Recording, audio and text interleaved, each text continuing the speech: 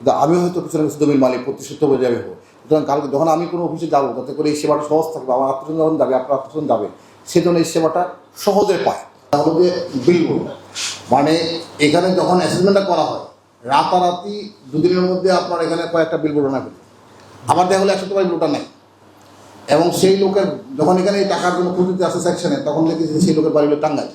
তারপরে চিন্তা করলো টাঙ্গাইলের লোক এখানে বিলবোর্ড দিল কোথেকে, এইটা অ্যাসেসমেন্ট করতে করতে এই যখন ধরা পড়ছে, ওর একটা মামলা হয়েছে, অ্যারেস্ট করা হয়েছে, মানে মারা হচ্ছে। এবং এখানে এই টিলাগুলি ভেঙে যাচ্ছে এবং এখানে খুব রিস্কি জায়গা। আমি এখানে দেখলাম যে একটা ঘর আছে, চারদিকে টিলা, মানে যদি কোনো ধস হয় এই ঘরটা পুরোটাই দিয়ে দেবে এবং তারা মারা যাবে।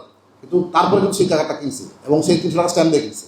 সে জানে যে এটা কোনো দলিল হবে না, কোনো রেজিস্ট্রি হবে না, কিছুই হবে না, তারপরে সে ওইটাই কিনছে, ওইখানে ঘর তৈরি করছে। তো এখন এইটার সমস্যাটা এত প্রকট যে আসলে সবগুলো চালানি কম বেশি সমস্যাগুলি আমাদের আছে। অনেক আগে আমরা যখন ম্যানুয়ালি এই ভূমি সেবা নিতে যেতাম, নানা প্রকার বিড়ম্বনার সম্মুখীন আমরা হয়েছি।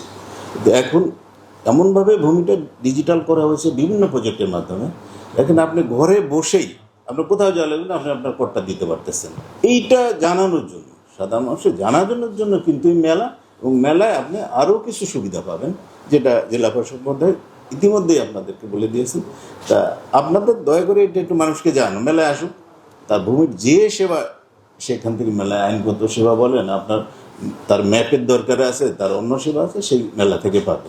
জনগণ আসলে এই সেবাটা পেতে কোনো ধরনের হয়রানির শিকার হচ্ছে কিনা বা তার কোনো চাওয়া পাওয়া আছে কিনা, এই বিষয়গুলি জনগণের কাছ থেকে সরাসরি জানার জন্য, শোনার জন্যই মানে মূলত স্পেশালি এই দুদিনের জন্য ভূমি মেলা বা সেবা সপ্তাহের আয়োজন করা হয়েছে। সারা দেশে এই মেলাটা হচ্ছে, আমরা এখানে করার চেষ্টা করবো। তো আমি আশা করবো, কারণ দিন শেষে যেটা হলো, এইটা নাগরিকদের সেবা এবং ল্যান্ড যেহেতু সবারই কম বেশি আছে, এই সেবাটা যত বেশি সহজতর করা যায় সেটাই কিন্তু দরকার। আমি এখানে একজন বসছি কর্মকর্তা হিসেবে, কিন্তু আমি হয়তো পিছনে কিছু জমির মালিক প্রতিষ্ঠিত হয়ে যাবে হবো। সুতরাং কালকে যখন আমি কোনো অফিসে যাবো, যাতে করে এই সেবাটা সহজ থাকবে, আমার আত্মীয় যখন যাবে, আপনার আত্মীয় যাবে, সেজন্য এই সেবাটা সহজে পায়।